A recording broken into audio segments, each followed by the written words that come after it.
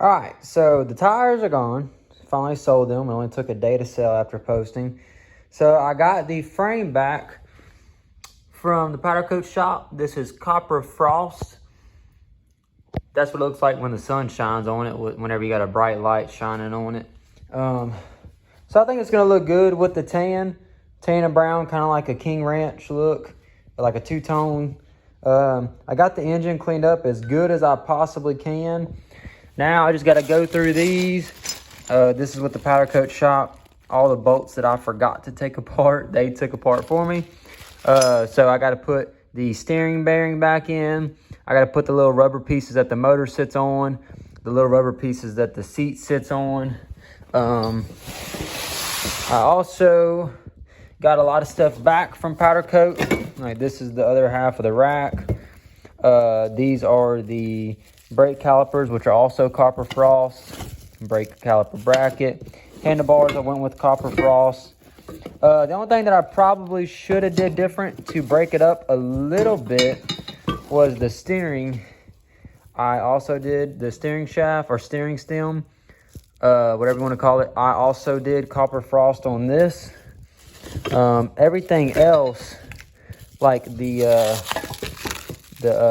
box, I did gray, like the gray that was on the last one.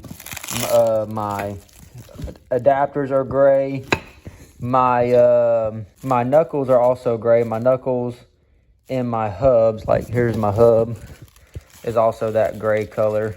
So I probably should have did the steering stem gray just to break it up whenever it's going through the frame. I didn't. It is what it is. Oh well. But yeah, so I'm not going to do a time lapse or anything, but I'm going to go ahead and put all these little rubber pieces back in, get the new bearing installed, and then go from there. Just take videos bit by bit as I go. After a lot of fighting by myself, the motor is in. I just got to finish putting the wiring harness. Like I got to put the positive on the starter, the engine ground. I need to hook up the temperature sensor, ground the neutral wire, put on the carburetor. Also, I got this put together, which was pretty easy. They got a little indentation there on both sides. You just line it up with this crease. There's a little drain hole. Let's see, what else do I have? I got my brake lever put together, which I unscrew this and screw it on top of the reverse because I don't have rear brakes. So this is my dedicated reverse lever. So I got that. All right, so it's a whole nother day. I did get the power wire on, the engine ground wire, and I got these. I just need to hook up the little sensors, which really, I'm just gonna ground that neutral and then just hook up the temperature sensor wire. I do have a bunch of wire loom and stuff for everything. I'm gonna sleeve all the wires. I'm actually gonna, I don't know if I'm gonna keep this style of plug or if I'm gonna put in, I ordered some new plugs. I just don't know what I'm gonna do with them yet because there's 3 yellow wires. That's kind of hard to keep track of. Now these, I can repin that, which this kind of confused me. There's 3 wires on this one, and on this side there's only 2 wires. So I don't know what's going on with that. Probably a Gen 2 to Gen 3 issue. Something's different there. But today must be Christmas because I do have the new front bumper. The last one, the skid plate was completely destroyed. So I got a new front bumper. So I ended up going back with a stock 300 switch, handlebar switch. I'm going to cut this off and re-sleeve this because, I mean, it's only 3 wires. I don't need this thick-ass loom on it. So I'm going to redo that. I didn't realize I was missing one of these. So I have a new one with a new bolt. That's got to get powder coated along with the front bumpers got to get powder coated. My steering stem bearings finally came in. The bearings to, oh, there's the screw for that one. The bearings to redo the transfer case are in. All these plastic little clips, I'm going to reuse them. Ordered all new ones. So all this stuff came in. I accidentally ordered a 10 PSI pressure gauge, but hey, ain't going to go to waste. My new little dust cap for the calipers came in.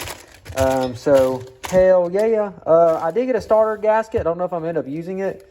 I was going to see if they had a high output stator I can put in these. I don't know if they do. But so let's go ahead and get these steering stem bearings in with the seals. That way I can get this mounted fully. The way hopefully I can start throwing. Well, I don't know if I'm going to start throwing on front plastics yet, because I think I am going to powder coat some stuff with the winch. I don't know yet. We'll see. Let's get this bearing in, get the steering on, get it mounted, and go from there. All right.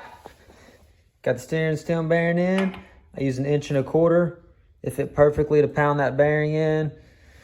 And then a smaller socket on the bottom to get the bottom seal in. But now it's time to go ahead and put this shaft in. So I'm going to unravel it, put the shaft in, get that little bushing in up top, and go from there. All right, so the steering is completely on now. So I got that. All right, so I got the throttle cable off. And then this one I went to the other shop and stole from the Gen 1, because these are the right brake links for the disc brakes. So that needs to be cleaned up a little bit. So I'm going to take this apart to get this ready for powder coated. I'm going to try to take as much of this apart as well. The only thing I'm worried about is this, which that I might just polish, because to powder coat this, you have to take this rubber boot off, and I don't know how to easily get that off. So I think what I'm going to do is just clean that up, leave that black. I think I'll break it up a little bit, just kind of polishing that and cleaning that up. But I definitely want to powder coat the whole thing, if I can, which I think I can. I know these are fun as hell to take apart. The problem is this is not OEM. This one's aftermarket, so we should see how fun this is to get apart. But, well, let's find out. All right, so real quick, this I slid off the top, got it loose, and then just kind of picked up the bottom. And it came right out. So now I just gotta get that circlip out, and the master cylinder should be broken loose. And then we can get that powder coated, and then she's good to go. So let me see if these are too big. Hopefully they're not. All right, so I was able to rotate it this way to where I can come in at an angle and get it off. But it looks like, yep, that's all it is right there. It's got a little bit of corrosion on it, which is crazy. I only rode the bike twice. But yeah, other than that, everything is ready for powder coat. So this will get powder coated. Oh wait, you got to pop that sight glass out, which I seen a video on YouTube. You just take a bolt and pry it out. So I'm going to try that real quick. All right, so that worked. I just put this bolt in there, used a big flathead, and just pushed it out slowly.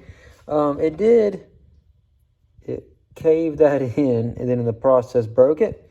But you can get them on Amazon for like a few bucks. So that one's going in the trash, and I'll order a new one. But for now, that's ready for powder coat. So I'm going to also clean this up. I'm going to probably reuse it. Doesn't look too bad. I mean, that doesn't look the best. That's the switch for brake lights. So I got that. So this is also ready for powder coat. So these two things need to go in a box. Now I'll leave that the way that it is. Now it's time to take this apart to get this ready for powder coat.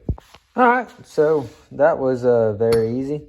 This just unscrews, pops out the bottom, unscrew the cable, and it's done. So it is ready for powder coat. There is two little seals, one on the bottom, one on the top.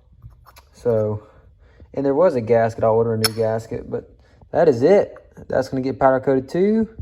So, yeah. So those are ready for powder coat. I think I'm going to sleeve this just because it's stained here and there. Plus just to see what it looks like. So I'm just going to stop it right here with heat shrink and stop right here with heat shrink. I mean, it's black sleeving, but hell, I don't know. Just want to do it, see what it looks like after it comes out. I got the brake cables. So, which those look stained. I don't want to wrap them black. I really want to leave them silver. But this is going to come down here. Oh, hang on. It's got a little bit of brake fluid in it. But that's going to come down right here to the original factory mount. I'm going to route all the way up to where it's going to be. But I might sleeve those black. I don't know because they are a little stained. I might leave them for now though. But let's go and get that knocked out and see what it looks like.